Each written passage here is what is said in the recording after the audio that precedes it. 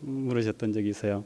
지금 제가 아버님의 모든 부분을 항상 존경하고 있고 아버님의 신앙이 가르친 대로 살기를 원하지만은 우리 아버님이 그때 제가 그 어떤 예술에 대한 관심을 가졌을 때 좀 더 북돋아 주셨으면 오늘 아버님 오늘 그 비투하는 자리가 된 것 같은데 북돋아 주셨으면 훨씬 더 지금 더 여러 가지에서 내 실력을 더 잘 발휘할 수 있을 텐데 그런 생각을 할 때가 있습니다. 오늘 우리 목사님 여기 와서 목사님들 뵙고 하니까 목사님들 의상이나 목사님들 이렇게 자태가 아주 세련되셨거든요. 그래서 저는 목사님들 모임에 이렇게 여러 분 모이는 모임에 자주 안 와봤습니다만은 참 다들 촌스럽지 않으시고 세련되셨다 이런 생각을 했어요. 물론 이쪽 분위기가 좋아서 그런지는 모르겠습니다만은 그런데 이제 목사님들 가운데 자주 저한테 이런 질문을 하고 궁금증을 토로하시는 분들 계십니다. 이 집사 건축도 예술이라며 이렇게 얘기하는 목사님들이 계셨어요. 그런데 이건 뭐 사실은 너무 당연한 얘기라서 제가 대답도 못하고 설명도 못하고 그런 상황인데 사실은 건축은 뭐 너무나 당연한 예술의 한 분야고 과거에 그 고딕 성당 이전에부터 중세 또 중세 이후에 르네상스 최근에 오는 그 현대에 이르기까지 건축이 예술의 수장의 자리를 한 번도 다른 예술 분야에 내준 적이 없는 것입니다. 그런데 불쌍하게 우리 대한민국 또 저희들이 상당히 그 여러 가지 한이 맺힌 민족이지 않습니까? 어려움을 겪고 살다 보니까 비피하고 또 한 20평 또 30평짜리 아파트 하나 얻어서 사는 것이 인생의 목표였기 때문에 그냥 거기를 그 아름다운 공간으로 만들고 아름다운 조형으로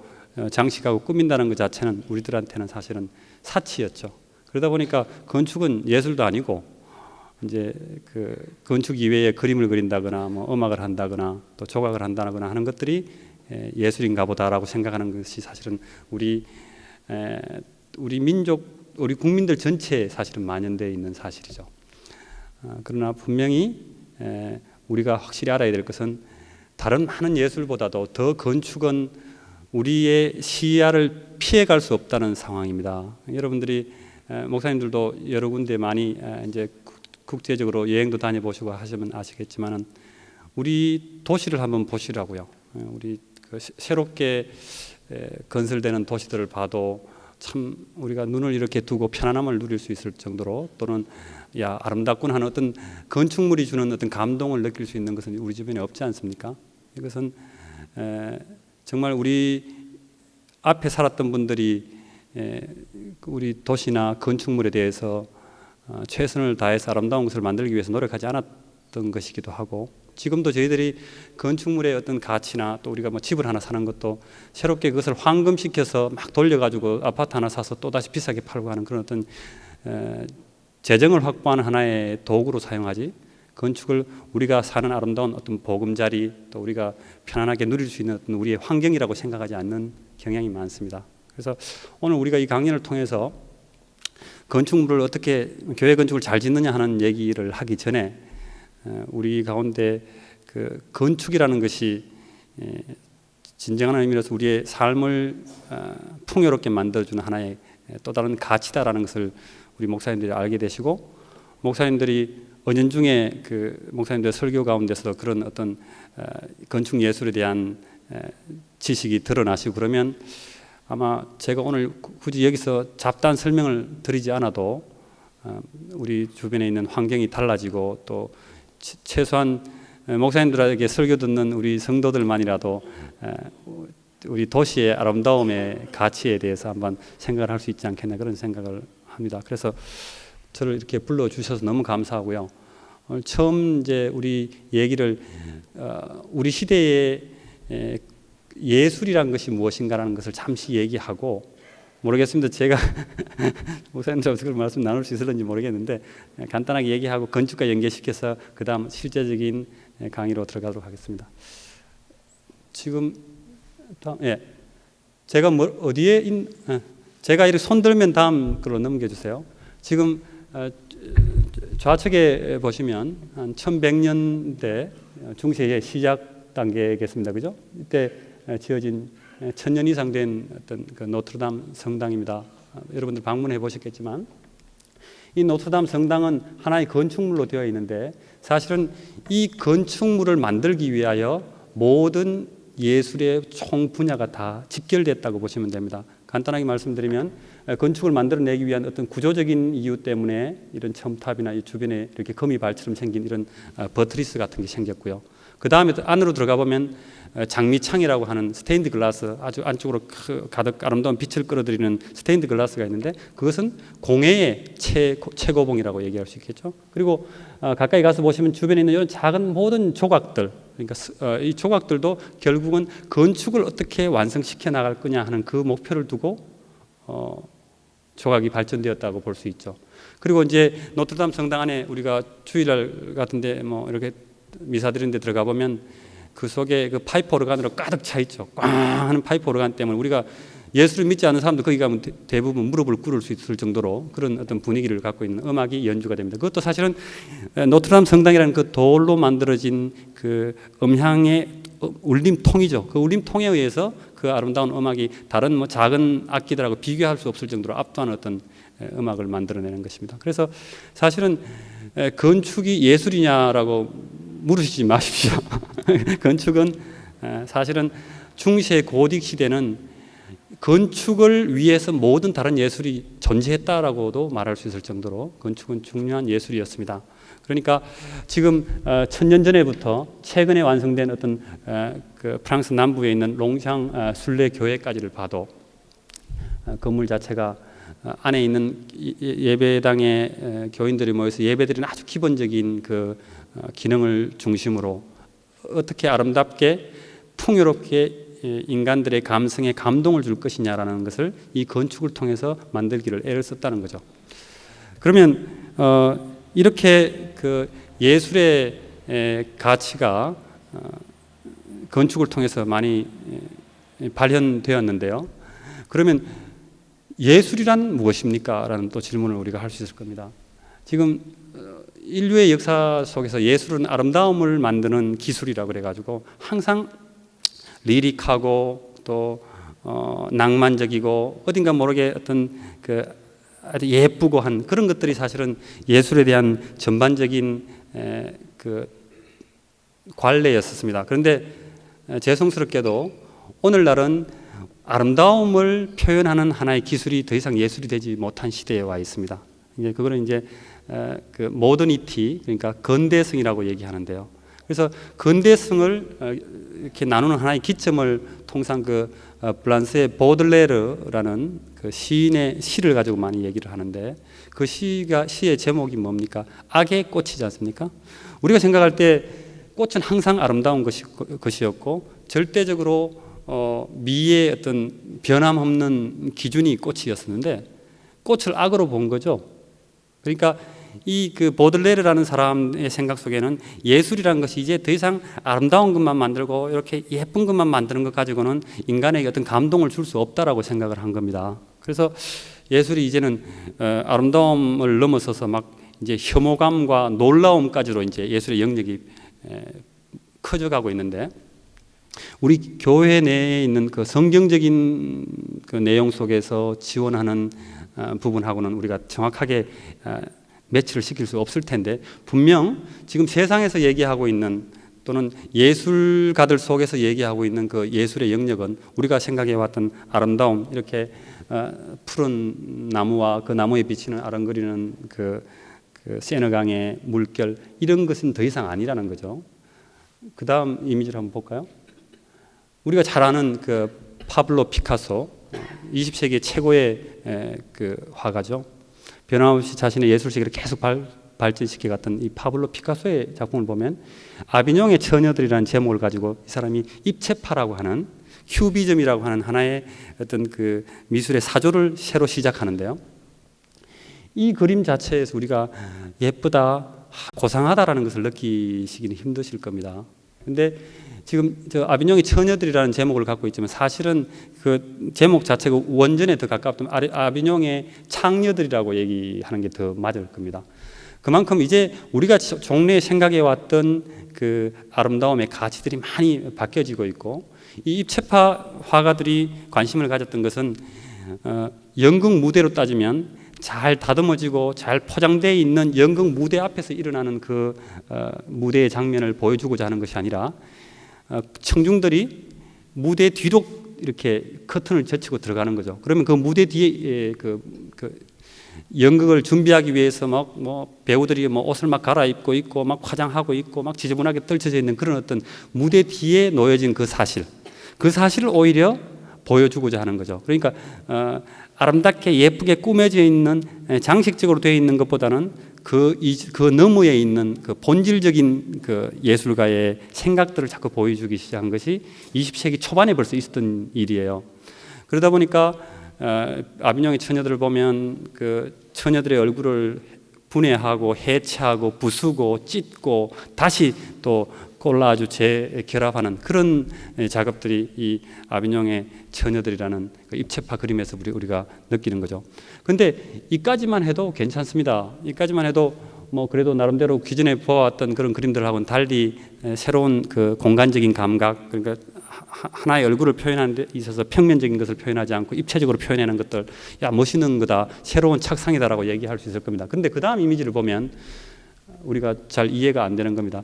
지금 20세기 후반 또는 21세기 초반을 결정짓는 모든 그 미술의 그 아버지라고 그럴까요? 그 모든 그 미술가들의 가장 존경을 받고 추종을 받고 있는 화가가 누군가 하면 이 막셀 듀샹이라는 초현실주의 작가입니다. 이 사람은 1917년 아비뇽의 그 처녀들이 그려졌던 것보다 한 10년 후에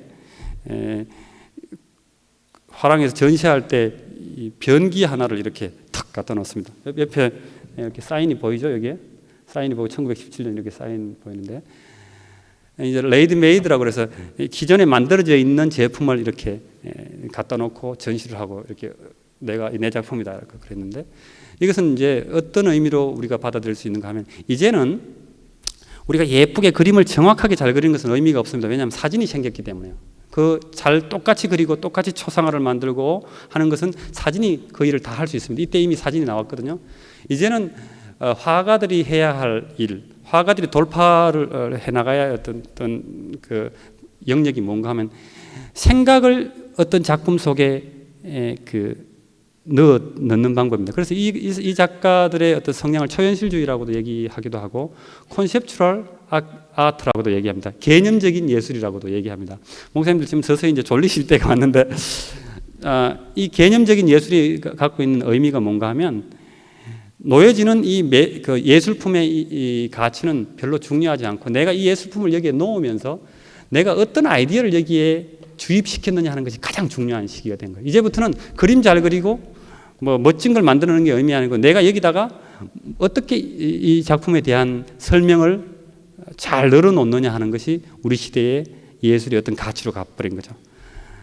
여러분들도 잘 알고 계시는 뭐 한국의 가장 대표적인 예술가라고 얘기할 수 있는데, 우리가 다른 나라에서 이렇게 보면 한국인의 어떤 자부심을 키워주는 예술가들이 뭐 정명훈 씨도 계시고, 또 뭐 그 백근우 씨도 계시고, 그 다음에 미술 부분에서는 정말 파리에 있는 가장 중심되어 있는 현대 미술관에도 이 사람만 떴다 하면 막 미술관 그 큐레이터들이 막 이렇게 분주해질 정도로 중요한 사람인데, 이 사람이 바로 백남준이라는 사람입니다. 백남준이라는 그 미술 작가에게 예술이 뭡니까라고 물었을 때 이 사람이 이런 식으로 대답한 적이 있습니다. 예술 그거요? 사기죠. 이렇게 얘기한 적이 있다. 참 웃기는 얘기인데 사실은 상당히 맞는 말이에요. 우리 시대의 예술이 지향하는 바는 사기를 지향한다고 해도 과언이 아닙니다. 하나의 뭔가를 두고 엄청난 가치를 거기 부여할 수 있는 어떤 지적인 능력, 이빨이라고 얘기하죠. 그 이빨만 있으면 그 작가는 뚜렷해질 수 있는 겁니다. 최근에 오노 요코라 그래가지고 그 비틀즈의 존 레논의 부인이었던 사람이 요즘 뭐 신문지상에 많이 나오죠. 그 사람이 가장 존경했던 예술가가 바로 막셀 듀샹입니다. 그리고 백남준과 같은 사람이 이제 오노 요코하고 비슷한 계열의 예술을 시도하시는 분들이죠. 그러니까 지금 우리 시대의 그 예술의 가치는 정말 어디까지냐라고 얘기할 수 없을 정도로 멀어져 있고 광범위해져 있다는 거죠. 그 속에 우리가 건축은 예술이라고 말하고 교회를 예술적으로 완성했으면 좋겠다는 생각을 가졌을 때 우리가 여기서 제대로 중심을 잡고 있지 않으면 변기 하나 딱 놓고 교회라고 그럴 수도 있지 않겠습니까? 그죠? 그러니까 지금 우리 예술을 하는 측면에서 우리가 바라봤을 때는 교회가 어떤 방식으로 예술에 대한 또는 기독교 문화에 대한 그 스탠스를 결정짓느냐는 것이 상당히 중요할 것 같고요. 그러기 위해서 우리 목사님들이 진보적인 생각들을 갖고 어떤 의미로든지 교회 안에 있는 젊은이들이나 교인들에게 예술과 문화에 대해서도 리드가 될 수 있는 어떤 나름대로의 공부들을 하셔야 될 거로 그렇게 생각이 되어집니다. 그래서 지금 최근에 막셀 듀샹의 작품 다음으로 보시면 좌측에 이제 교회와 현대성이라는 주제를 가지고 제가 이미지를 두 개를 따왔는데요. 하나는 보면 뭐 너무나도 우리가 이제 익숙해져 있는 가스펠성을 부르고 있는 어떤 수련회의 한 장면입니다. 목사님들 어렸을 적에 기타 함부로 들고 이렇게 교회에서 왔다 갔다 하다 꾸지람 들으신 목사님들도 많이 계실 겁니다. 근데 지금 오늘날 교회 앞에서 드럼을 친다거나 기타를 친다거나 뭐 하는 것은 아무런 문제가 되어 있지 않아요. 오히려 안 하면 촌스러운 교회로 지금 되어 있는 상황입니다. 그리고 지금 우측에 보면은 목사님들 뭐 이 드라마를 보셨는지 모르겠습니다만 최근에 제가 목회와 신학도 이렇게 보고 하니까 목사님들 가운데서도 이 동거의 문제, 그러니까 상당히 심각한 문제로 대두되어 있는 것을 제가 목회와 신학을 통해서 봤는데요. 그게 이제 한 신학교 교수님이 글을 쓰신 것을 보면 동거 자체를 두고 뭐 정죄하고 꾸지람하는 그것보다 교회의 역할은 그 사람들까지도 다 수용할 수 있어야 되는데 교회 안에 이제 동거하는 사람들이 막 온다는 거죠. 다 수용해야 되는데 교회의 역할은 성경에서 얘기하는 결혼의 가치가 또 결혼 생활에서의 어떤 풍요로움이 동거에서 갖고 있는 것보다 훨씬 더 영속적인 것이고 더 아름다운 것이고 더 기쁨이 가득한 어떤 제도다라는 것을 교회에서 보여줄 수 있어야만 된다라고 그렇게 결론을 맺고 있는 부분에서 제가 공감을 했습니다. 아마 뭐 신학적이고 윤리적인 판단은 또는 그들에 대한 어떤 징계는 이제 목사님들이 다 성경적인 것을 가지고 지도하고 인도해 나가야 될 거라고 생각합니다. 그러나 분명한 것은 우리 시대의 예술 또는 여러 가지 시대 상황에서 교회가 가져야 하는 어떤 가치는 뭔가 하면 세상에서 다른 사람들이 여러 가지 방식으로 문화적인 것을 누리고 있는데 교회에서 그것보다 더 풍요로움을 가지고 그 사람들을 대하지를 못하면 젊은이들도 떠나가고 교회 안에 신자들도 아주 재미없어 할 것이라는 겁니다. 이건 제가 목사님 목회 부분하고는 좀 다른 부분에서의 제 측면에서 말씀을 드리는 겁니다. 그래서 그런 측면에서 보면 분명 교회 건축도 지금 뭐 사랑의 교회 수련원도 참 좋은 건축입니다만은 이런 건물이 지어졌을 때 다른 어떤 사회에 우리가 쉽게 접할 수 있는 그런 건물들보다 더 풍요를 갖고 있어야 된다는 거죠. 그 풍요로움을 갖고 교회 구성원들에게 그 공간이 존재해야만 교회 건축으로서의 그 사명을 다할 수 있는 것이 아니냐.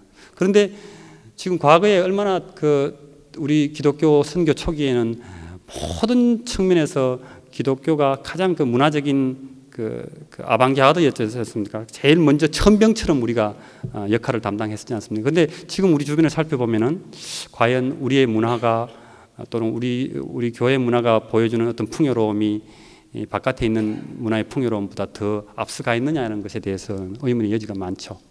그래서 우리가 지금 오늘 교회 건축에 대한 생각도 이런 측면에서 아주 뭐 예쁜 교회를 하나 잘 짓는다는 것보다도 앞으로 우리의 교회를 짓거나 리노베이션을 하거나 또 교육관을 추가해서 나갈 때 이런 어떤 건축이 갖는 예술성과 건축의 예술이 갖는 어떤 풍요로움을 어떻게 우리 교회로 나오는 구성원들에게 줄 거냐 하는 그것에 대한 생각들을 우리가 정리해 볼 수 있으면 좋겠습니다. 그래서 저는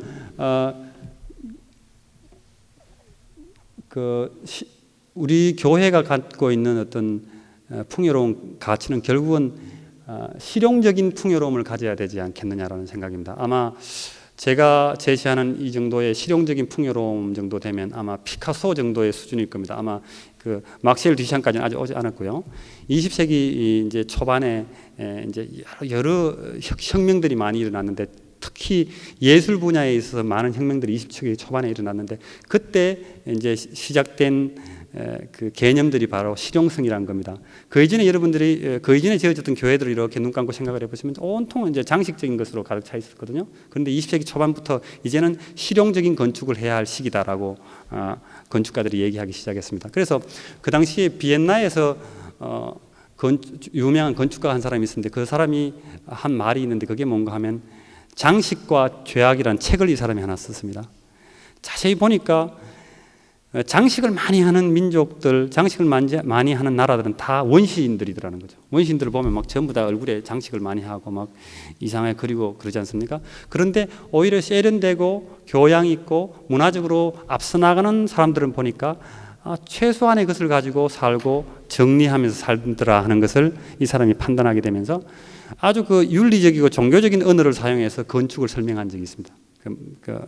장식과 죄악이다, 이렇게 얘기를 한 적이 있는데, 그런 의미에서 지금 우리 대한민국의 많은 교회들은 이 장식을 걷어내고 우리 교회 구성원들이 필요로 하는 그 어떤 실용적인 가치만을 그 속에서 잘 풀어주기만 해도 아름다운 교회, 예술적인 교회가 될 수 있을 것 같고, 그 어떤 실용적인 그 내용들이 담겨져 있으면서 그 내용들이 밖으로 자연스럽게 어떤 형태로 드러나고 어떤 독특한 공간으로 드러났을 때 그것이 바로 우리 시대에 필요한 아름다운 건축의 가치가 아니겠나, 그런 생각을 해봅니다. 그래서 그런 어떤 그 목표를 갖고 우리가 다음 이미지들을 봐나가도록 하겠습니다. 그러면 이런 실용적인 풍요로운 새로운 이미지를 지닌 건축은 어떤 것이 있을까요? 지금 여기 보면 안양 세중앙교회의 이제 계단 타워인데요.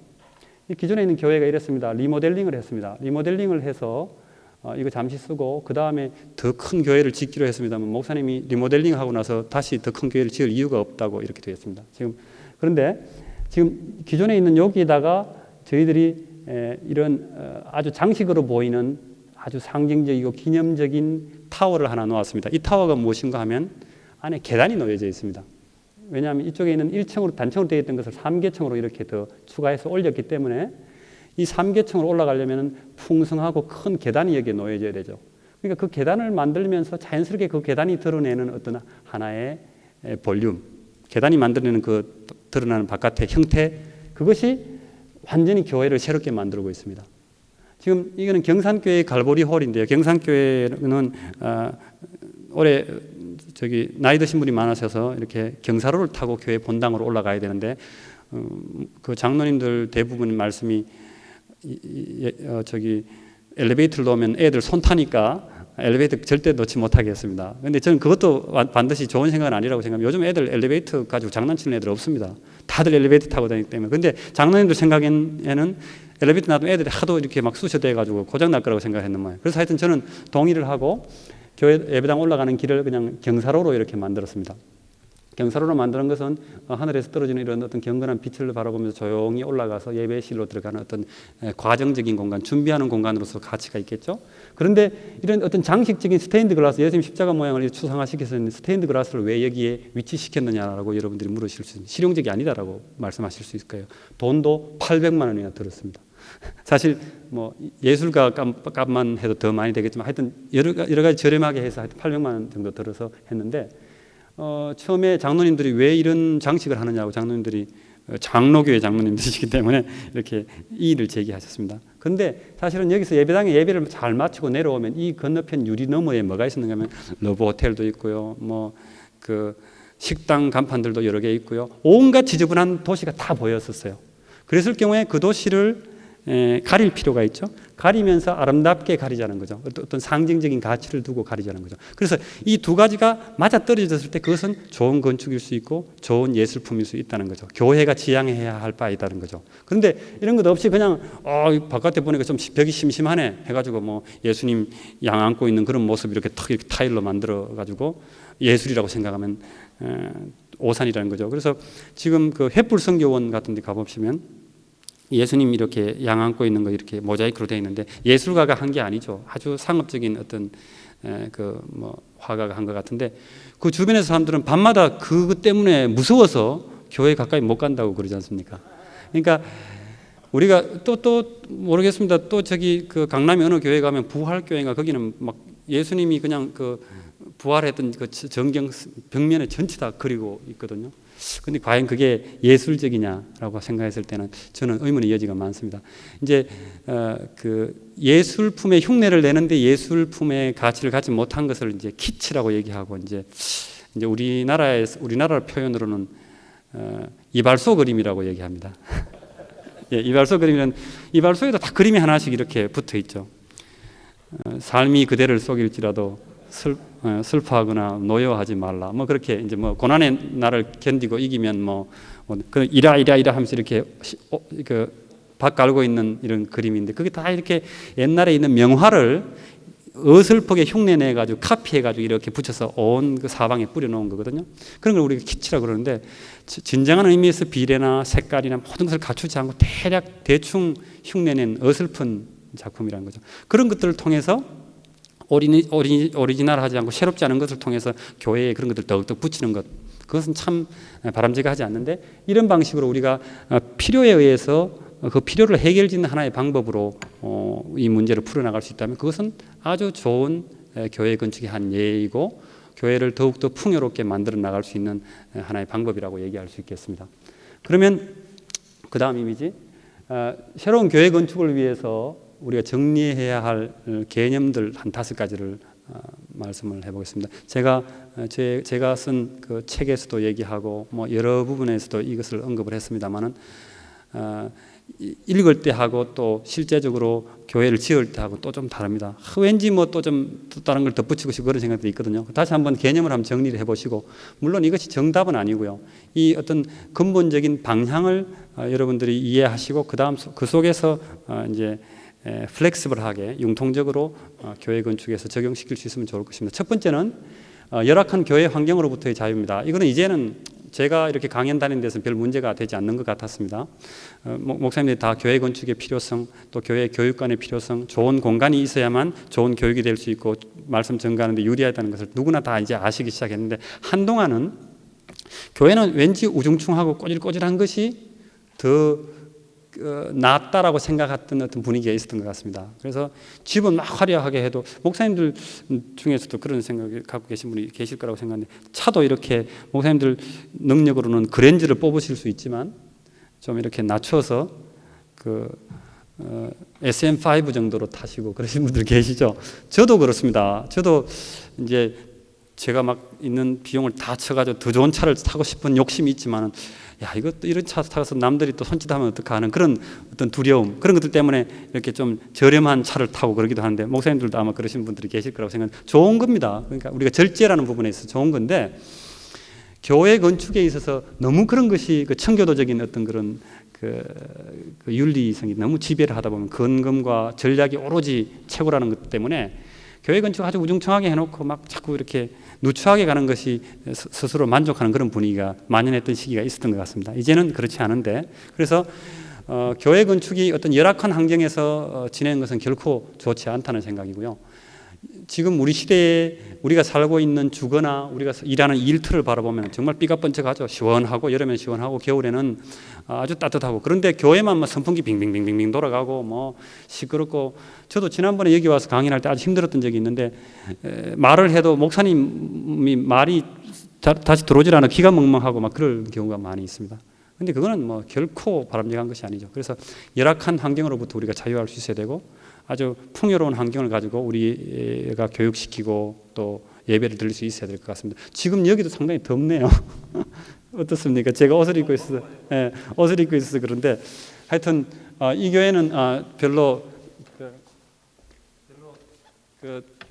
열악한 환경은 아닐 거라고 생각합니다만은 우리가 예배 드릴 때 열악한 환경이 사실 되면 예배에 집중할 수 없을 건데 과거에는 무릎만 꿇고도 다 모든 일이 다 됐지만 지금 그렇지 않지 않습니까? 그러니까 그런 부분에 있어 오픈된 마인드를 가지실 필요가 있다는 말씀입니다. 그래서 지금 여기에 참석하신 목사님들 가운데서도 이런 어떤 상가교회나 이런 아주 열악한 환경 속에서 목회를 하시고 교육관 하나 없이 목회를 하시는 분들이 많이 계시겠습니다. 그러나 하여튼 교회가 힘을 다해서 애를 써서 이런 어떤 열악한 환경에서 빨리 벗어나실 수 있어야 된다고 봅니다. 그래서 조금 더 교회가 힘을 합치고 머리를 잘 쓰시면 뭐 이런 것들 하나 잘 처분해서 이런 교회로 만들어 나간 것이 그렇게 어렵지 않은 것 같습니다. 그래서 제일 중요한 것은 교회가 힘을 합칠 수만 있다면 다 해결되는 문제라고 생각하고 또 제가 최근에 뭐 몇몇 교회들은 아주 힘이 약한 교회였음에도 불구하고 목사님이 직접 다 직영하고 막 그렇게 해서 저렴하게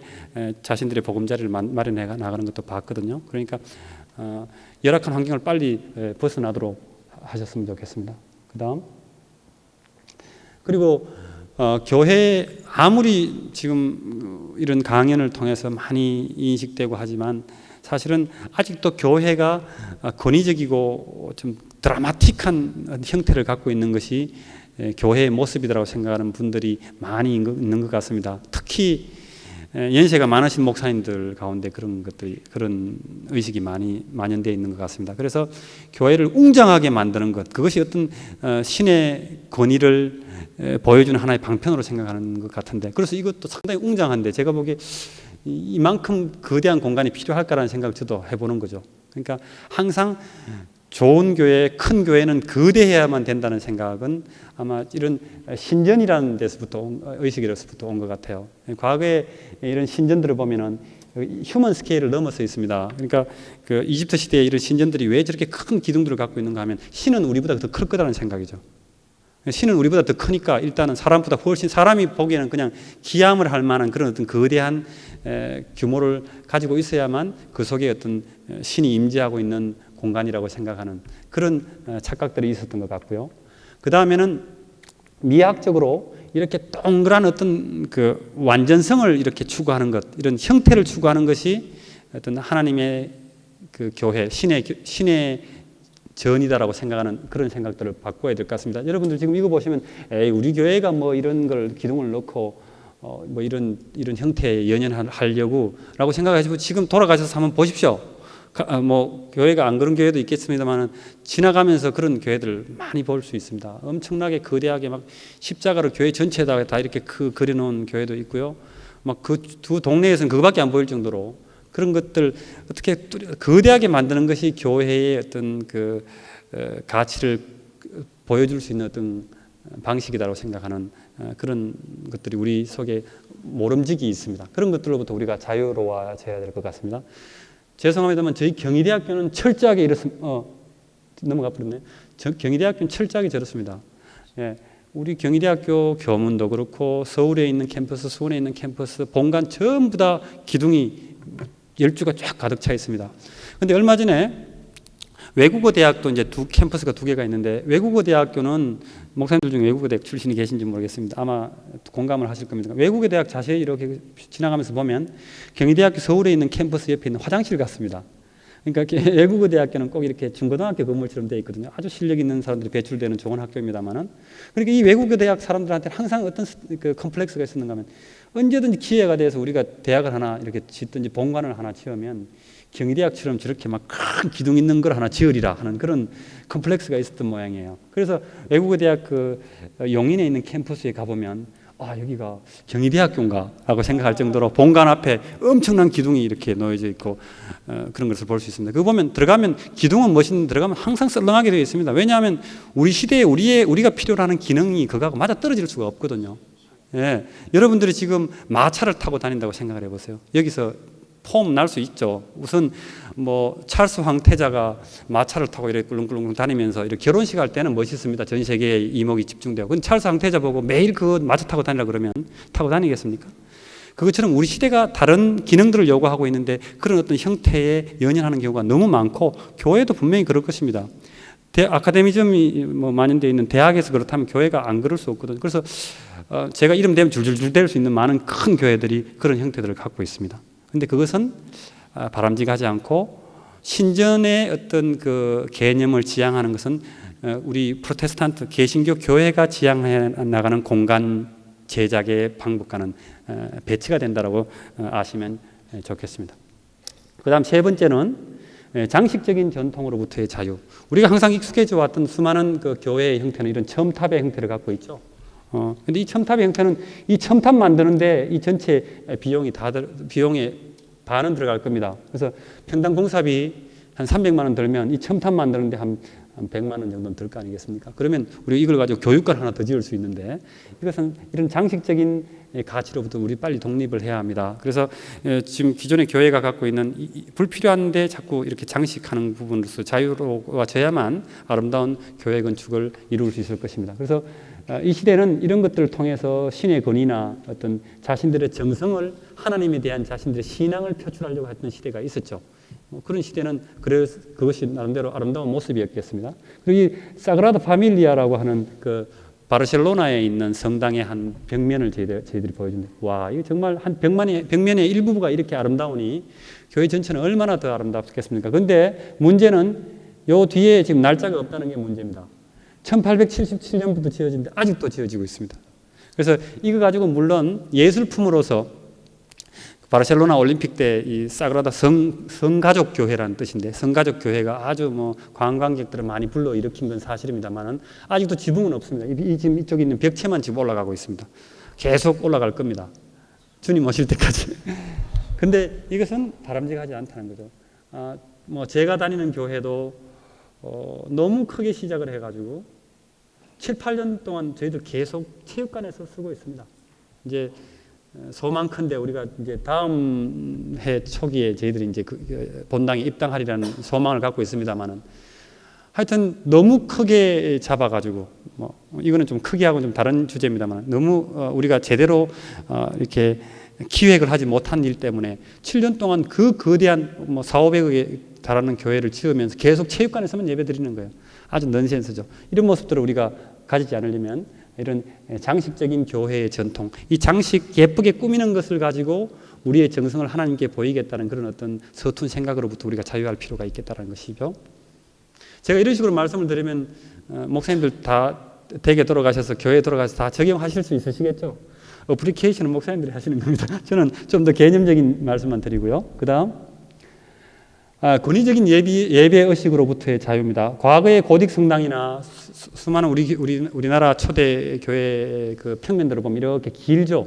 저기서 그 성도들이 들어오면 목사님이 서시는 단상은 항상 높았고 멀었습니다. 그러니까 멀고 긴 것은 항상 권위를 상징합니다. 그래서 목사님은 말씀을 전하시는 하나님의 말씀을 대언하는 대언자 입장에서 높이 멀리 서 있고 교인들은 저 뒤에서 아주 멀찌감치 목사님을 이렇게 비스듬히 바라봐 봐야 되는 그런 어떤 그 의식이 있었습니다. 그런데 의식이 없었다 손치더라도 최소한 교회의 평면 형태는 그런 의식들로부터 출발했다는 사실이죠.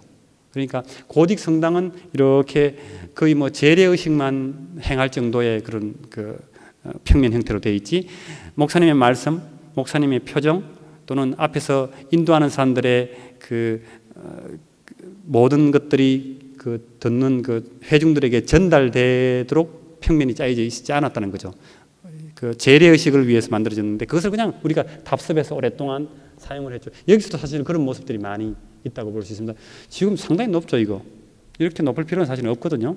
그러니까 이것도 좀 더 낮추고, 우리 사랑의 교회, 본래 교회는 오히려 좀 괜찮죠, 그죠? 서울에 있는 사랑의 교회는 오히려 이게 낮아 있고, 이렇게 뒤에는 오디토리움처럼 쫙 이렇게 경사가 있어서 훨씬 더 목사님, 말씀 전하시는 목사님과 성도들이 더 밀접하게 볼 수 있도록 그렇게 되어 있는 거죠. 그러니까 이런 어떤 권위적인 예배 의식으로부터 우리가 자유하고, 교인들 모두가 서로 참여하고 또 교인들 스스로 서로의 얼굴들을 서로 이렇게 비스듬히 부채꼴로 되어서 이렇게 바라볼 수 있도록 만들면, 목사님이 뭐 재밌는 말씀을 하나 웃기는 말씀을 한번 하시면 다 같이 낄낄대면 웃을 수 있어야 되지 않겠습니까? 이 화답하는 뭐가 있어야 되는데 전부 다 앞사람 뒤통수만 이렇게 바라보고 있을 때 그래서 좋은 어떤 그 본질적인 예배가 진행될 수 없을 것 같다는 생각이죠. 그래서 이런 권위적인 예배 의식으로부터 자유하고 이런 동경에 있는 예수교회 같은 경우에 보면은 훨씬 더 이 축이 짧아요. 그래서 여기에 있는 그 행사를 끌어나가는 목사님 무대에 서신 분하고 회중들이 훨씬 더 가까이 돼 있는 이런 것들도 우리 교회가 앞으로 지향해야 하는 하나의 개념적인 방향인 것 같다라는 생각입니다. 그리고 비합리적인 계획으로부터 우리가 자유해야 된다는 생각입니다. 그래서 지금 이거는 제가 보기에 가급적이면 교재를 참고해 주시면 좋겠고요. 목사님들이 흔히 생각하실 때 이렇게 이제 건축가들에게 이렇게 면적 같은 걸 산정해서 나는 이런 정도의 면적이 필요합니다. 그래서 주시는 걸 보면 항상 공용 공간이나 복도나 화장실 그런 것들은 다 잊어버리고 계세요. 그래서 400평을 만들어 달라고 그랬는데 저희들이 그 400평에 맞춰서 설계를 하면 꼭 한 500평이 나와요. 그럼 목사님 깜짝 놀라셔가지고 나중에 설계를 또 다 바꾸는 그런 경향이 있는데 사실은 이런 여러 가지 어떤 상식들을 잘 아시고 그 준비가 잘 돼야만 좋은 설계가 나올 수 있고 좋은 건축을 얻으실 수 있을 것입니다. 그래서 이런 가치들을 잘 이해를 하시고요. 아까 제가 잠시 언급했습니다만은 교회가 제대로 지어지지 못하고 완성되지 못하고 중간에 이렇게 떡 서 있다거나 너무 그 앞뒤를 이렇게 냉정하게 계산해 보지 못하고 교회 건축을 무턱대고 시작을 해가지고 무대포 정신으로 시작을 해가지고 믿음으로 다 된다고 하고 시작을 해가지고 교회가 앞에는 좀 이렇게 제대로 하는 것 같다가 뒤로 가면서 막 재료가 막 아주 난삽한 재료가 되고 막 마무리가 막 지저분해져 버리면 참 그 은혜스럽지 못한 부분인 것 같아요. 그러니까 아주 좀 합리적으로 냉정하게 생각을 하셔서 교회의 건축을 잘 기획하는 것이 필요하다라는 겁니다. 그래서 우리가 그 믿음의 문제를 이런 데 적용을 시켜가지고 무조건 가면 된다라는 것으로 이제 교회 건축을 시작하는 것은 별로 좋은 생각이 아니라는 겁니다. 그 다음에는 이제 이런 어떤 여러 가지 생각들을 가지고 우리가 실제적으로 건축에 적용해본 예를 잠시 설명을 드리도록 하겠습니다. 그래서 한 4가지 정도의 어떤 그 유형을 한번 나눠봤는데요.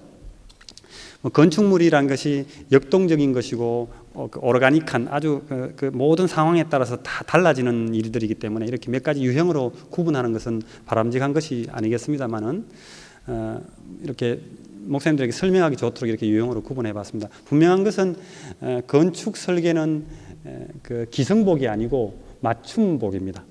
왜냐하면 땅이 다르고 또 거기에 투입되는 예산이 다르고 거기서 요구하는 그 구성원들의 요구 사항이 다 다르고 그러면 그것 이외에도 수많은 어떤 차이점이 있다는 거죠. 그런데 그냥 상도제일교회에서 빨간 벽돌로 뾰족 지붕으로 이렇게 하고 아치로 이렇게 했더라, 몇 석 들어가면 됐더라, 그렇게 만들었다고 해서 저 상도중앙교회에서 똑같이 하면 안 된다는 거죠. 왜냐하면 땅이 다르고 상도제일교회는 남쪽에서 진입하도록 되어 있는데 이쪽 땅은 북쪽으로 진입되어 있으면 상황이 완전히 달라져요. 뒤집어져야 되는 상황인데 똑같이 한다는 것은 말이 안 된다는 건데 수많은 한국 교회들이 그렇게 해왔고 교회만의 문제가 아니고 많은 건축물들이 한국에 지어지는 건축물들이 설계도 하나만 쥐고 이쪽에도 갖다 붙이고 저쪽에도 갖다 붙이고 해왔습니다. 그런데 그것이 되게 지혜로운 생각이라고 했는데 사실은 뭐 이렇게 옷을 하나 입고 다니는데 옷을 이만큼 큰 옷을 입고 이걸 더 접어서 다니는 건 지혜로운 방법이 아니고 아예 옷을 입지 않고 다니는 게 낫지. 그러니까 건축물은 잘 기획을 해가지고 그게 맞는 설계들을 가지고 맞는 시공을 해야 된다는 사실을 꼭 명심하시기 바랍니다. 그런데 지금 이제 이 4가지 어떤 실천적 유형 중에서 기린형의 기념적 교회 건축이라는 것인데 이 교회는 고딕 성당 같은 경우에 그 성당의 존재가 뭐였는가 하면 많은 사람들이 그 성당에 모여서 미사 드리고 예배 드리는 것 이외에도 서양에 가보면 도시 하나마다 꼭 고딕 성당 카테드랄이 있잖아요. 대성당이 위치하지 않습니까? 그 대성당의 가치는 사실은 그 성당 하나 존재만으로도 이미 그 주변에 있는 수많은 사람들에게 위로를 주는 것이었다고. 그 사람들이 그 당시에 특별한 귀족들이나 몇몇 그 종교 지도자들이나 그런 사람들 이외에는 사실 대부분 사람들이 삶이 아주 노동을 하면서 힘들었을 거라고요.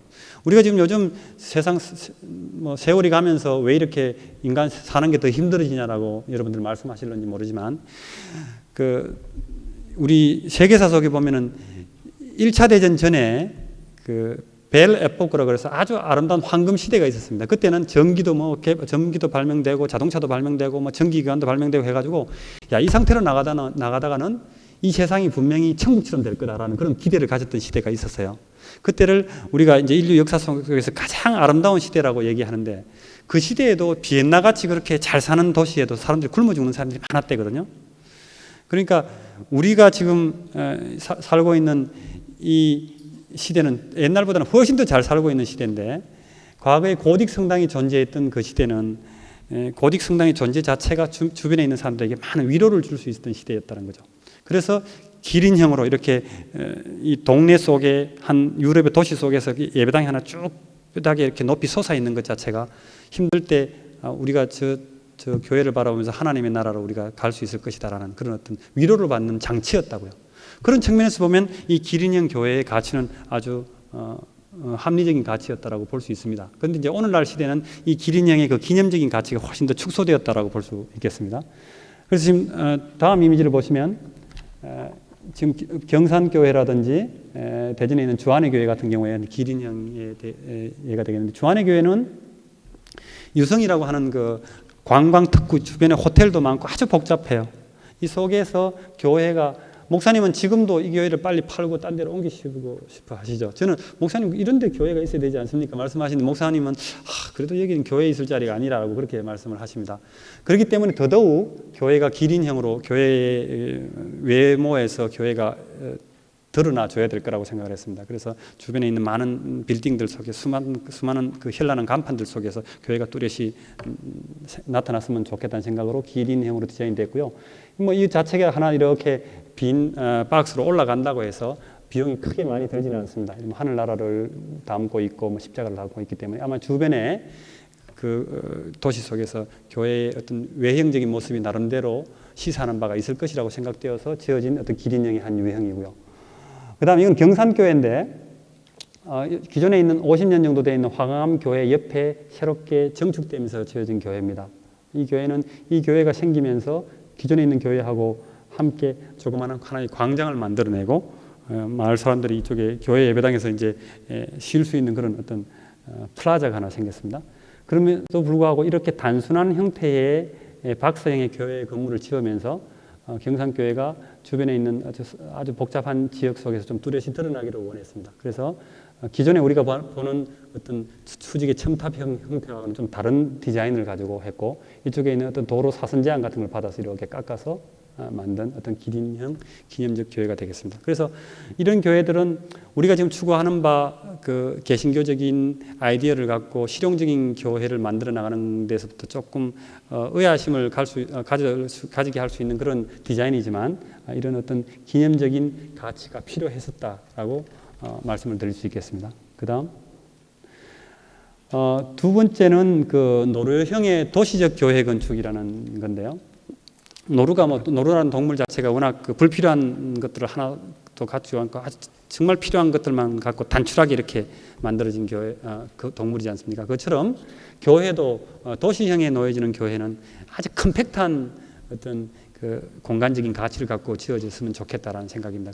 그런데 이제 이런 교회들을 이렇게 짓다 보면 이거 교회같이 안 생겼네, 그런 생각을 많이 할 수 있겠습니다. 그러나 이런 노루형의 교회는 오늘날 우리 시대의 그 작은 교회들이 갖고 있는 모든 어떤 공간적인 한계를 다 풀어줄 수 있는 하나의 방법입니다. 불필요한 장식이나 불필요한 형태를 다 걷어치우고 최소한의 필요한 것들만 가지고 맥시멈의 면적을 확보해 나가는 그런 어떤 자세라고 얘기할 수 있겠죠. 그 다음 이제 목양교회 같은 경우인데, 땅 100평에 약 60평 정도의 금폐율을 덮으면서 건물이 지어졌습니다. 바로 옆에 있는 요 층 하나를 사용했던 교회가 이걸 팔면서 여기 옆에 땅을 사고 이렇게 지었던 것인데요. 아주 단순한 형태로 만들고, 여기 도로 사선 제한 때문에 이것보다 더 올라갈 수 없었는데 여기에 이렇게 빗금친 부분을 이렇게 뚫어줌으로 해서 이만큼 예배당의 모습을 가질 수 있었습니다. 그리고 십자가를 들고요. 그리고 여기 튀어나와 있는 비스듬한 이 벽면을 통해서 교회가 입구를 가질 수 있도록 되어 있죠. 지금 여기 보시면 아시다시피, 평면을 보시면 아시다시피 직육면체 중에서 튀어나온 거 조금, 여기 벽면 조금 이외에는 완전한 그 직육면체를 그대로 다 사용을 하고 있습니다. 그러니까 가장 경제적이죠. 가장 꽉 차 있고 맥시멈의 면적을 다 확보하고 있는 것입니다. 그러면서도 우리가 내부 속에서는 나름대로 교회가 가져야만 하는 어떤 경건함의 가치, 아름다운 어떤 가치들을 다 갖고 있는 것입니다.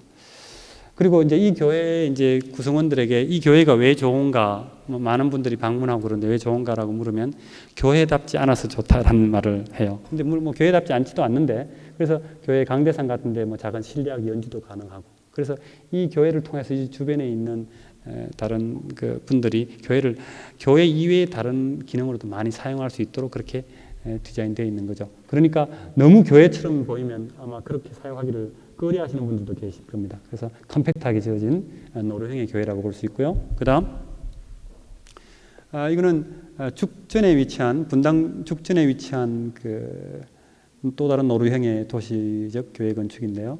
한 400평 정도 되는 교회입니다만은 아마 불필요한 장식은 하나도 없고, 이쪽 뒤에 아파트 주민들에게 방해를 하지 않기 위해서 이 교회가 창문이 하나도 없습니다.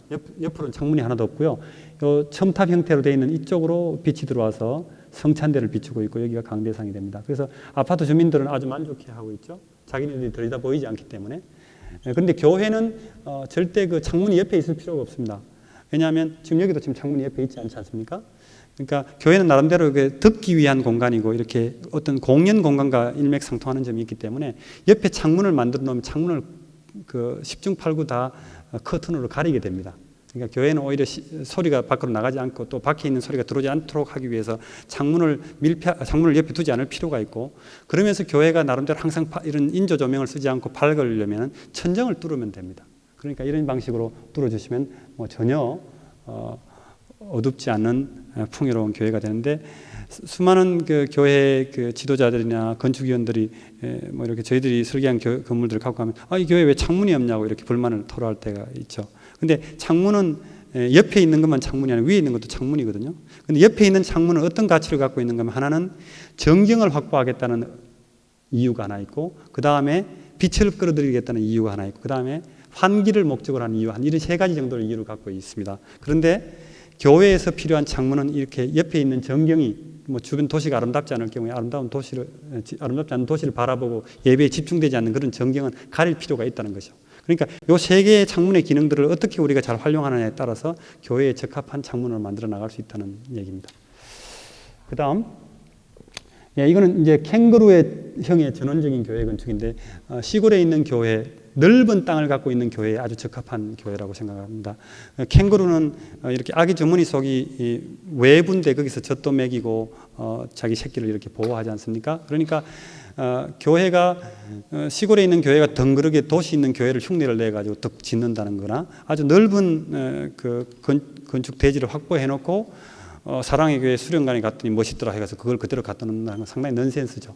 넓은 땅을 갖고 있을 때는 그 넓은 땅을 잘 누릴 수 있도록 그렇게 만들 필요가 있다는 겁니다. 그래서 이 캥거루형의 어떤 교회 형태는 사실은 그 외부 공간을 잘 활용하는 이미지가 되어야 될 것입니다. 지금 이게 이제 완성되기 전에 양산 영락교회라고 하는 조그마한 시골교회인데, 부산 영락교회가 지교회로 세운 교회입니다. 그래서 여기에 이렇게 본당이 위치하고 있고요. 그 다음 여기에 교육관이 위치하고, 여기 목사님 사택이 위치하고 있고요.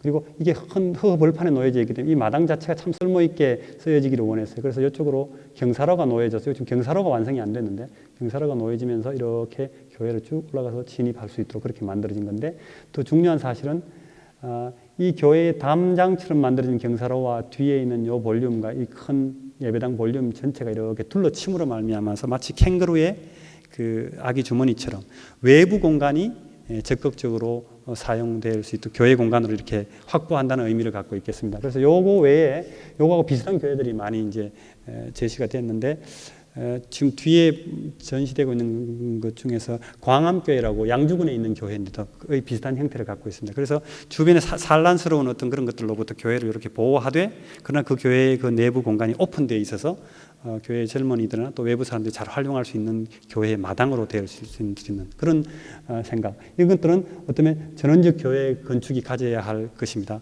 지금 이 안성수련관 같은 경우는 전원적인 교회 형태는 전혀 아니에요. 사실은 엄청난 전원적인 교회로 만들어졌어야 되는데 그러지는 못한 것 같아요. 지금 설계자가 있으시면 나름대로 또 하실 말씀이 있겠습니다만, 너무 큰 메스가 여기 놓여져 있었죠. 그러면 이런 교회, 우리가 여기서 안성수련관 같은 걸 새롭게 우리가 설계를 하게 될 경우에는 본당이 위치하고 있으면 본당에서부터 좀 이렇게 회당이 길게 있어서 자연을 좀 느낄 수 있게끔 돼서 이렇게 누릴 수 있는 그런 공간들을 많이 확보할 수 있었다면 훨씬 더 아름다운 수련관이 되었으리라고 생각하는데, 지금 이것은 그냥 집회소적인 성격이 많은 것 같아요. 서울에서 못하니까 이쪽에서 다른 컨페런스 같은 것들을 가질 수 있도록 만들어진 것 같고요. 본래 어떤 전원적인 가치를 잘 가지려면 외부 공간을 잘 아름답게 수용할 수 있어야 된다는 생각입니다. 그리고 뭐 요즘 특히 그 도시 센터에 있는 땅을 교회가 매각을 하고 바깥으로 나와서 전원교회를 짓는 교회들이 많이 있습니다. 그런 교회들은 항상 이런 생각들을 잘 가지고 쉼과 휴식을 개념으로 갖고 있는 교회 건축이 되었으면 좋겠다는 생각입니다. 그 다음, 지금 한참 건설 진행 중인 초락도 수련원 교회인데, 약간 나름대로 어떤 조그마한 그 교육기관으로 사용하려고 하는 교회입니다. 요거는 한 150여 명 들어갈 수 있는 예배당이 있고요. 여기에 교무처 같은 게 놓여져 있는 거, 여기도 다 주변에 있는 전경을 다 바라볼 수 있도록 되어 있죠. 그리고 여기에 3개의 계단 강의실이 있고, 여기에 목사님들 숙소가 이렇게 신학생들 숙소가 되어 있습니다. 그래서 이 안쪽으로 쭉 이렇게 회랑을 돌면 이 안쪽에 있는 잔디밭을 바라볼 수 있도록 되어 있고, 잔디밭에서 한정되어 있는 하늘을 이렇게 바라볼 수 있도록 되어 있고요. 이쪽에서 보면 이쪽 전면으로는 호수가 보이고, 이쪽은 숲이 보이고, 여기 조금 떨어져서 기도실이 이렇게 있고요. 그리고 이쪽에서부터 이렇게 강대상에서부터 이렇게 뒤로, 강대상 뒤로 이렇게 나가면 이 바깥에 있는 큰 광장처럼 되어 있어서 소나무 숲을 속에 이런 큰 그 광장이 있어서 거기 뭐 캠파이어라든지 야외에서 생겨지는 그런 어떤 집회를 충분히 해결 지을 수 있는 그런 식으로 디자인이 되어 있는 전원적인 교회입니다. 목사님이 또 이제 욕심이 더 생기셔가지고 이 바닥을 전부 지하로 넣어가지고 큰 본당을 다시 만드시고, 이거는 옥상으로 쓰면서 그것이 이제 또 집회소가 되도록 되어 있습니다. 이것이 이 외부 공간의 가치를 또 분명히 인식을 해야 된다는 것이죠. 우리나라 전통적인 그 건물들을 이렇게 한번 기억을 해보시면, 대청마루 같은 것이라든지 마당은 사실은 외부예요. 대청마루 속에 거기 소주 끓이는 냄새도 다 들어가고 그 공기도 다 통하잖아요. 그러나 거기는 내부라고요. 그러니까 그런 어떤 그 완충 공간, 그런 공간들이 사실은 우리 전통에 아주 많이 사용됐던 공간인데, 그것이 왜 그런 그 중간 성격을 갖고 있는 완충 공간이 많이 사용되어 있는가 하면, 그것이 자연에 놓여졌기 때문에 그렇다는 거죠. 그래서 우리 교회가 자연 속에 놓여질 수 있다면 이런 어떤 가치를 가질 수 있어야 되겠다는 생각입니다. 그래서 예배 마치고 여기에 그 테이블을 놓고 여기다가 이제 식사 같은 걸 준비해 놓으면 예배 마치고 쭉 나가서 같이 식사도 할 수 있고, 그런 외부 환경을 잘 활용하는 그런 교회가 이런 전원적인 교회 건축이 될 수 있겠습니다. 이런 식으로만 좀 생각만 좀 더 이렇게 그 필요한 그 유행에 따라서 교회 건축을 설계를 할 수 있으면 우리 목사님들의 생각들이 훨씬 더 많이 자유로워지리라고 생각합니다. 마지막으로 코알라형의 복합적 교회 건축이라고 했는데, 코알라 아주 귀엽죠? 얘네들은 항상 자고 있고 항상 이렇게 새끼를 얻고 있습니다. 실제로 아닌 게 아니라 호주에 갔더니 얻고 있더라고요. 근데 이 교회의 특징은 뭔가 하면, 시골 교회나 또는 도시 교회 속에서 과거에는 그 목사님 사택이라든지 뭐 교육관 같은 게 거룩한 그 본당하고 이렇게 많이 떨어뜨려 놨는데, 어쩔 수 없이 이렇게 붙여놔야 될 상황이 많이 있습니다. 그런 상황 속에서 어떻게 해결을 지어야 될 거냐, 효과적으로 그런 것에 대한 해결책을 찾아본 교회입니다. 근데 이런 그 시골에 뭐 목사님 사택이 같이 있는 교회뿐만 아니라 도시형 교회는 수직으로 많이 올라가다 보면 또 이런 요구가 필요해요. 그러니까 옆으로만 적용되는 예가 아니라 수평으로만 적용되는 것이 아니라 수직으로도 여러 개의 다른 색다른 기능들이 막 이렇게 겹쳐져야 될 경우에 우리가 이런 또 다른 생각들을 가지고 교회 건축에 접근을 해야 된다는 생각입니다. 그다음 이거 지금 최근에 완성된 상주 교회인데요. 이 교회 여기에 목사님 사택이고, 동그란 여기서 목사님 사택, 전도사님 사택이 위치하고 있고, 이 동그란 것은 좀 길이 모서리로 그렇게 생겼고요.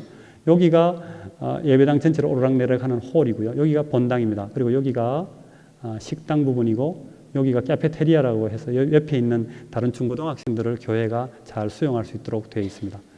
그런데 이쪽에 있는 예배당의 홀을 통해서 본당도 들어갈 수 있고, 이 로비를 통해서 카페테리아와 목사님 사택으로 들어갈 수 있도록 그렇게 되어 있는 거죠. 그야말로 어미 코알라가 새끼 코알라를 메고 있는 것과 동일합니다. 건축비 아주 싸게 들었어요. 그런데 제가 너무 건축비가 싸게 들어가지고 항상 마음속으로 조금만 더 잘 지었으면 좋았겠다라고 생각을 하는데, 이 교회를 좋다라고 생각하는 사람들이 너무너무 많은 거예요. 그래서 자주 연락을 받고 교회 좋았다고 그렇게 얘기하는 것들을 다 들어보는데, 아마 이거 여러분들이 이 교회에 든 비용을 들으시면 놀라실 건데, 그래서 왜 나는 만족스럽지 않은데 이 교회가 이렇게 좋은 소문이 났을까라고 생각을 해보니까, 이 교회의 사모님이 너무너무 세련되셨어요. 사모님이 세련되셔서 저랑 이렇게 연결도 됐겠지만, 이 사모님이 세련되셔서 잘 사용하고 계시더라고요.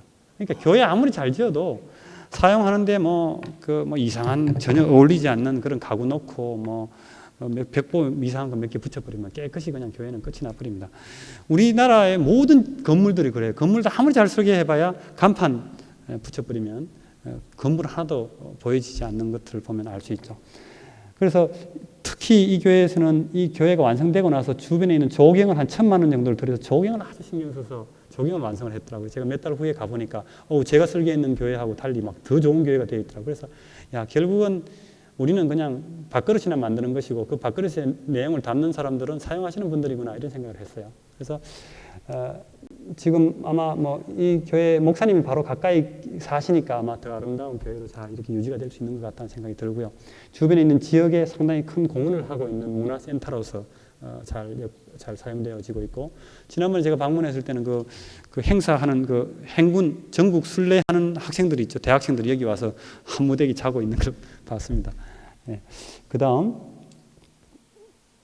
네, 이거는 바로 옆에 있는 그 대전에 있는 금성교회 옆에 있는 그 교육관인데, 교육관 자체를 좀 더 이쪽 지역에 더 많이 오픈하기 위해서 성교원으로 사용하고 교육관으로 사용하면 너무 종교적인 색채는 띄지 않기로 그렇게 디자인이 된 것이었습니다. 그래서 뒤에, 이 유치원 뒤에 이런 정원을 갖고 있고, 여기에 목사님 사택이 있고, 여기에 또 다른 교육 시설들이 있고 한 그런 공간이에요.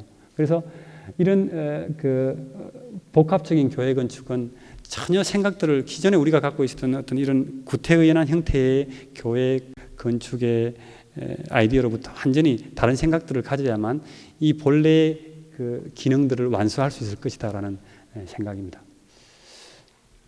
그다음, 그래서 결론적으로 약속된 시간이 다 되어 가는데요. 결론적으로 우리가 이렇게 긴 얘기를 나눴는데, 어떻게 하면 아름다운 교회 건축을 할 수 있고 아름다운 교회 건축 문화를 누릴 수 있을 것인가, 제가 몇 가지 간단하게 이렇게 정리를 해봤습니다. 우선은 제일 첫 번째는 실제적이고 효율적이며 합리적인 건축 기획을 해야 되겠다. 좋은 말 다 들어있죠. 실제적, 효율적, 합리적. 그런데 우리 교회, 오늘날 우리 한국의 교회가 비실제적이고 비효율적이고 비합리적인 경우가 너무 많거든요. 그래서 좋은 말을 한번 적어봤습니다. 그래서 교회에 제일 먼저 교회당을 짓거나 건축을 시작하기 전에 막 너무 이렇게 서두르지 마시고 우리 교회가 필요로 한 것이 무엇인가라는 것을 잘 찾아볼 필요가 있고요. 그것은 아주 민주적인 절차에 의해서 장로님들 몇몇 분이나, 아까 엘리베이터 있으면 애들 손 탄다라고 하는 생각들, 그런 것들 좀 버리고, 지금 교회가 도시 속에서 고층화되면 엘리베이터 없으면 불편해서 못 살아요. 그리고 노약자들을 위한 방법이 엘리베이터를 이용하는 것이 훨씬 더 유리한 방법이죠. 만약에 우리가 경사로를 이용하게 되면 거기 경사로가 넓은 어떤 공간을 필요로 하거든요. 그건 사실은 알고 보면 돈도 더 많이 드는 거예요. 그러니까 아주 새로운 생각들을 우리가 다 수렴해서 민주적인 어떤 의견 수렴을 과정을 거치고 교회 건축을 시작할 필요가 있습니다. 그 다음에 냉정한 재정 준비를 하실 필요가 있고요. 그래서 좀 지혜로울 필요가 있겠죠. 그래서 한 70% 정도 이렇게 확보한다든지, 확실히 그 재정적인 그 확보의 가능성을 아시고 거기에 맞는 규모의 건축을 시작하셔야 되리라고 생각합니다. 그렇지 않으면 아까 제가 말씀드린 바대로 한 7년 동안 껍질만 만들어 놓고 체육관에서 예배드릴 수 있는 그런 불상사가 생길 수도 있습니다. 그리고 지금 우리가 경험하고 있는, 우리가 겪어왔던 그런 공간 조직보다 우리가 짓는 이 건물은 20년, 30년 그 이후의 세대까지 사용할 거라고 생각을 하고, 항상 융통적이고 미래지향적인 생각을 하실 필요가 있습니다. 그래서 우리 다음 세대들이 사용할 수 있는 공간이기 때문에 그 사람들의 의견을 많이 수렴할 필요가 있겠다는 생각입니다. 그 다음, 두 번째는 목사님들 또는 교회의 지도자들이 실용적이고 단순한 현대 미학의 가치를 이해하실 필요가 있고 수용하실 필요가 있습니다. 제가 예술사학 박사로서 여러분들에게 아주 좋은 오늘 이것만 하나 알고 가시면 본전 찾으시는 말씀을 하나 해드리겠습니다. 건축가 중에서 현대 건축가 중에서 가장 유명한 건축가 중에서 그 미스 반데로에라고 하는 사람인데 미국에 있는 많은 빌딩들을 다 이 사람이 지었습니다. 그 미스 반데로에가 한 말 중에 거룩한 말이 하나 있는데 그 말이 뭔가 하면 less is more라는 말입니다. 다시 한국말로 번역을 하면 적은 것이 오히려 더 낫다라는 뜻이에요. less is more. 이거 아주 성경적인 말이기도 한 것 같습니다. 그러니까 불필요한 것은 그냥 놓고 살면 된다는 거예요. 그걸 하지 말아라는 거죠. 목사님들 오늘 목사님 이렇게 넥타이 안 메고 오셨던 것 같은데 이렇게 넥타이 안 메고 이렇게 라틴 와이셨습니까? 그걸 메고 오신 분 같은데 그분은 상당히 less is more를 따라가시는 분이에요. 사실 넥타이 이거 필요 없는 장식이거든요. 그런데 이런 것들을 불필요하면은 김영기 목사님, 그렇지 누군가 김영기 목사님 훌륭하십니다. 이런 넥타이는 사실은 필요 없는 거거든요. 그러니까 우리가 이 넥타이 비싼 넥타이 5만 원, 4, 5만 원 되는 또는 만 원, 2만 원 되는 이 넥타이가 목사님 그 장에도 수도 없이 많을 겁니다. 그거 없다고 생각해요. 돈도 벌죠. 매일 아침에 그 넥타이 색깔 맞추는데 시간을 다 벌 수 있을 겁니다. 그러니까 오히려 적은 것이 낫다라는 생각을 하시고요. 단순한 것이 훨씬 더 아름다운 것입니다. 아까 누군가가 장식과 제약이라고 얘기했지만 불필요하게 덧붙이면 교회는 점점 더 촌스러워지고요. 불필요하게 덧붙이면 여러분들의 아파트는 점점 더 더럽혀지는 겁니다. 그래서 가급적이면 이거 별로 필요하지 않다 싶으면 딱 비워놓고 두십시오. 그것이 훨씬 더 아름다운 것이고 왜냐하면 우리가 교회를 짓고 건물을 짓고 나면은 이제 목사님들이나 건축주들이 보면 왠지 썰렁함을 느낄 수 있어요. 허전함을 느낄 수 있다고요. 집 이렇게 치워놓고 나면. 그래서 그 허전함을 못 견뎌서 막 이걸 저걸 붙이기 시작하는데 사실은 잘못 생각하신 거죠. 그 건물이 사용되어지는 공간은 그 건물에 사용하는 사람들이 가득 찼을 때를 항상 연상을 해야 된다는 거죠. 그런데 항상 빈 데 와서 보거든. 빈 거예요. 저기 저런 거 달어. 이렇게 달고 짙어. 이렇게 되는 거거든요. 그런데 사실은 교인들이 꽉 차 있고 여기 구성원들이 딱 차 있고 막 사람들이 분주하게 왔다 갔다 할 때를 생각을 하면은 별로 걸 게 없어요.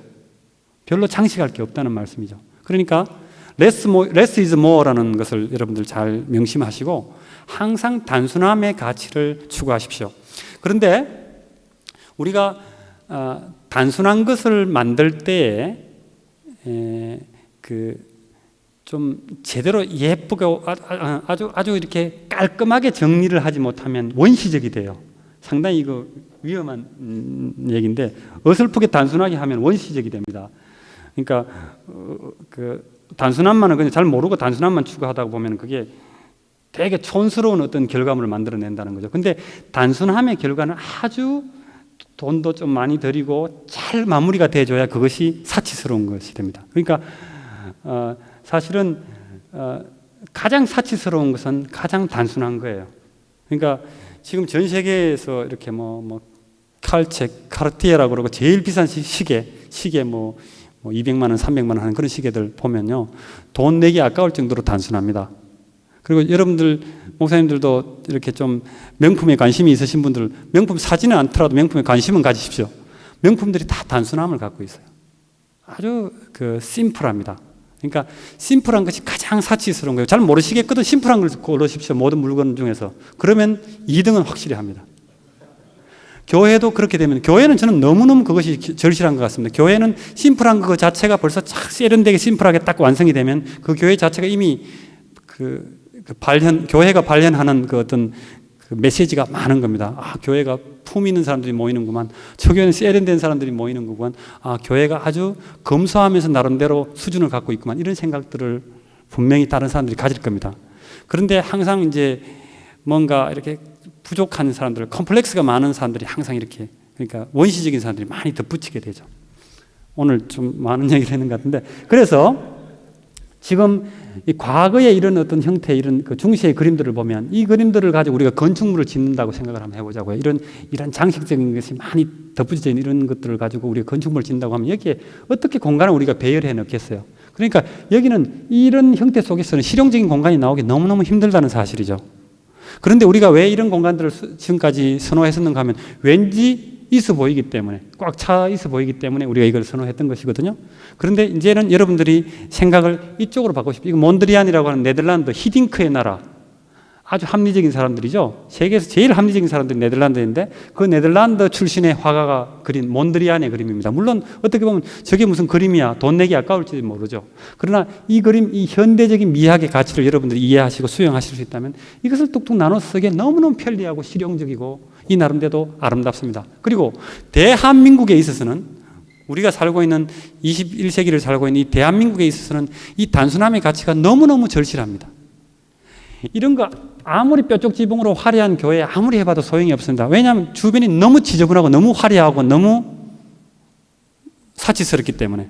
대한민국은 복잡하거든요. 그러니까 그게 복잡한 형태를 갖고 있는 건물을 놓으면 놓을수록 또 다른 복잡한 걸 하나 더 붙이는 건 눈에 띄지도 않아요. 오히려 단순한 걸 하나 이렇게 탁 놓으십시오. 그럼 이게 눈에 딱 띄입니다.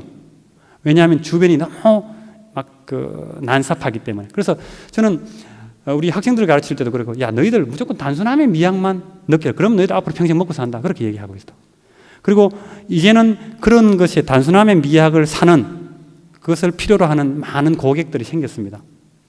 그러니까 여러분들이 지금 오늘 오셔가지고 실용적이고 단순한 현대 미학의 가치를 수용하시면 앞으로 목사님들이 목회하시는 교회, 교육관이나 예배당이나 뭐 음향기기나 뭐 모든 것이 다 균형을 갖출 거예요. 거기에 이제 여러 색깔의 옷을 입고 있는 성도들이 모였을 때 그것이 배경으로서 존재하고 성도들이 또는 목사님이 주인이 되는 겁니다. 여기 뒤에 뭐 사치스럽게 막 여기 막 아치 틀고 막 무대가 복잡하고 앞에 있는 강대상이 막 7계단으로 돼 있다고 생각해 보세요.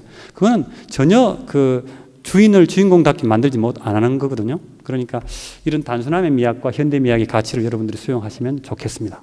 그 다음에 이런 단순함의 미학과 현대적인 미학의 가치를 이해하고 있는 아주 예술적이고 균형 잡힌 설계를 확보해야 합니다. 좋은 건축가를 선택을 해서 적절하게 설계를 해야 되고요. 여러분들이 교회 건축을 하지 않더라도 교회 내에 어떤 집사님이 계시고 또 장로님이 계셔서 건축물을 짓는다 그러면 제가 지금 했던 말씀, 이런 말씀을 좀 해주십시오. 그러면 아마 많은 교훈이 될 겁니다. 좋은 설계자를 찾게 하십시오. 그러니까 우리나라 국민들 전체가 이렇게 소프트웨어에 대한 가치를 잘 몰라요. 이렇게 눈에 보이는 벽돌들을 위해서 돈을 지불하는 하나도 안 아까운데 설계도 이렇게 뭐 해봐야 몇 장 안 되는 그 설계도 그 도면을 위해서 돈을 지불하는 건 너무너무 아깝거든요. 그런데 사실은 전 세계가 소프트웨어를 갖고 있는 사람들이 이기고 있는 걸 여러분들 다 아시지 않습니까? 그죠? 그러니까 좋은 설계가 되지 않으면 나중에 그 하드웨어로서 좋은 교회는 지어질 수 없는 건 너무나 당연한 건데 그 당연한 것을 잘 모르고 조삼모사 전체 건축비의 한 5% 이거를 지불하지 않고 한 3%나 2%를 지불하려고 그러다가 나머지 95%를 다 날리는 경우가 너무 많죠. 그리고 실제로 그 95%를 가지고 좋은 건축물을 만드는 일뿐만 아니라 실제로 좋은 설계는 문이 어떻게 돼야 되고 뭐 문고리가 어떤 걸 선택을 해야 되고 조명기구를 어떤 걸 선택해야 되고 이런 것들이 다 지시가 되어 있기 때문에 시공자들이 마음대로 장난을 못 치도록 되어 있어요. 그런데 설계가 나쁘면 대충 이렇게 허가내는 정도만 그려놓으면 전략될 것 같지만 시공자 마음대로 자기가 싼 것들을 선택해서 턱턱턱 붙여주는 집도 싸지고 실제로 건물의 가치도 싸지는 거죠. 그러니까 건축 설계의 가치를 꼭 인정하시기 바랍니다. 그 다음에 건축 설계가 되고 나면은 이제 공정한 절차와 정상적인 투자에 따른 시공 과정을 겪어야 됩니다. 싼 게 비지떡입니다. 그래서 필요한 비용을 잘 투자하시고요. 그리고 지혜롭지 못하게 너무 교회 내에 있는 분들이 아유 목사님 제가 헌신하겠습니다. 헌신을 100% 하면 받으십시오. 그런데 돈 조금만 주십시오. 이렇게 하시면은 못 하시게 하십시오. 그러니까 누구나 마찬가지로 이렇게 하다 보면 손해가 난다든지 그러면 사람들이 생각이 초심이 자꾸 변하게 되어 있는 게 우리 사람 아닙니까? 목사님들도 잘 아시지 않습니까? 그러니까 그 초심 저도 이렇게 만약에 여기 오늘 오는데 강사료를 안 준다. 저는 교회 건축을 위해서 하나님의 나라를 위해 확장을 위해서 열심히 이렇게 교회 건축에 대해서 막 이렇게 얘기하러 다니는 거 좋죠. 목사님들 목사님 제가 이런 부분에 헌신하게 된 건 너무 감사하게 생각합니다. 그런데 강사료를 안 주죠. 그럼 다음부터 오기 싫어져요.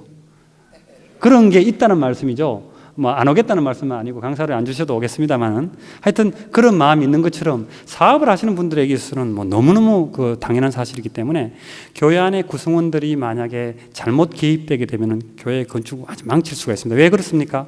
첫 번째로는 그분이 잘못하는 것에 대해서 교회 다른 구성원들이 잘못되었다고 지적을 할 수가 없습니다. 왜냐하면 같은 형제이기 때문에. 그리고 또 다른 가지는 그분이 전문성을 갖고 있지 않아도 다 눈 감아줘야 되는 그런 문제가 있죠.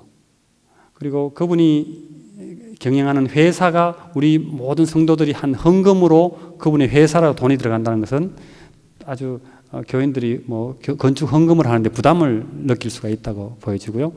또 다른 제일 큰 문제는 저희 교회 같은 경우에 이것 때문에 정말 건축이 그냥 몇 년이 지연되고 교회가 너무너무 어려움을 겪었던 사실인데, 그게 뭔가 하면 교회 안에 어떤 전문가가 있어서 그 전문가가 뭐 전기 전문가가 있어서 교회 안에 전기를 담당했죠. 교회 안에 또 다른 전문가가 또 있을 수가 있어요.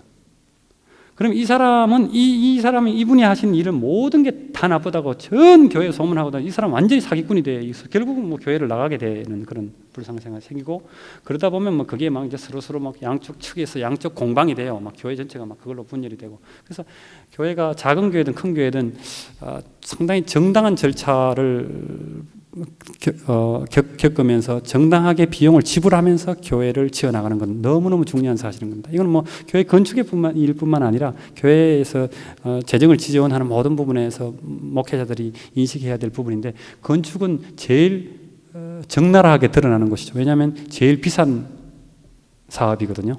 그러니까 그 부분에 대해서는 제 책에서도 제일 강조 많이 하고 있고 오늘 교재에서도 얘기하고 있겠지만, 사실 앞에 있는 그 근사한 개념적인 정리, 그런 근사한 얘기들보다 오히려 요 몇 마디가 더 중요한 일일 수 있습니다. 그 다음 마지막으로 결국은 교회가 다 잘 지어지고 나면 그 아름다운 건축물과 하모니를 이루는 여러 가지 사용 방식도 따라줘야 될 것입니다. 그래서 가구를 하나 놓는다든지, 또 건축가는 홀 자체를 어떤 기능으로 기대하고 만들었는데 거기에 영 엉뚱한 기능이 와버려서 뭐 교회가 너무 그냥 그때 임기응변적으로 공간을 사용한다든지, 그러면 좋은 건축물이 완성돼도 아무런 의미가 없어요. 우리 좋은 건물 지어놓고 간판 붙여버리면 하나도 안 보이는 것처럼. 그러니까 하모니를 이루는 사용 방식을 꼭 명심하셔야 되고요. 그래서 건축물은 어떤 설계자와 시공자에 의해서 지어진 그릇일 뿐이고, 그 안에 있는 내용물은 건축주들 각자가 계속 꾸며나가고 계속 정리해 나가고 하모니를 이루면서 덧붙여져 나가야 될 일들이라는 거죠. 그러니까 사실은 우리가 디자인이란 것은 하영준 목사님이 지난번에 저랑 같이 이렇게 대담하면서 설교도 디자인이란 말씀을 하시더라고요. 그 말씀 듣고 저도 공감을 한 적이 있는데, 디자인이란 것은 21세기에는 가장 필요한 거고요. 대학들도 요즘 디자인에 대한 과목을 만들기 위해서, 그런 학과를 만들기 위해서 되게 노력을 합니다. 디자인 시대입니다. 그렇기 때문에 교회가 앞으로 교회의 부흥을 위해서나 교회의 분위기를 위해서나 항상 여러 부분에 있어서 항상 그 조화를 이루고 하모니를 이루는 디자인들을 계속해 나가야 되는 것이 건축을 짓는 것 이후에 건축 짓는 것만큼이나 중요한 사실이라는 것을 명심하시고, 목사님들도 항상 목사님들 넥타이 매시고 옷 입는 데만 관심을 갖지 마시고 목사님 사시는 그 예배당 공간, 그리고 또 교회 주변에 있는 지역들에 항상 관심을 가지시기 바랍니다. 그래서 건축물보다 미래에는 건축물 주변에 있는 조경이 더 중요해졌고요. 그 조경보다 도시가 훨씬 더 중요한 것입니다. 대한민국, 이렇게 제가 오늘 대한민국이라고 자꾸 큰 대자를 자꾸 쓰는데, 이 대한민국 보면 아파트 안에 들어가면 유럽에 있는 다른 나라 사람들도 훨씬 더 잘 사는 것 같아요. 비가 번쩍합니다. 아파트 안에 잘 사는데 아파트만 딱 나오면 그때부터 쓰레기통이에요. 그러니까 자기가 살고 있는 그 건축 이외에 너무 무관심하다는 거죠. 그러니까 목사님들이 교회 주변에는 다 뭐 조경도 잘 하시고 해가지고 교회 주변에는 사람들이 와서 쉬고 뭔가 교회는 다르다라고 느낄 수 있을 만큼 그런 환경들을 만들어 나가시고요. 교회가 중심이 된 그 도시나 그 블록은 정말 풍요로움이 있는, 공간적인 풍요로움이 있는 그런 교회가 될 수 있으면 좋겠습니다. 그래서 마지막으로 풍요로운 교회 건축을 위하여 이 세 가지는 항상 있을 것인데, 그것은 바로 절제와 균형과 조화라고 생각합니다. 이 세 가지 단말을 사용하시면서 교회 건축에 또는 교회 건축 문화에 여러분들의 아이디어를 쏟으시기 바랍니다. 감사합니다.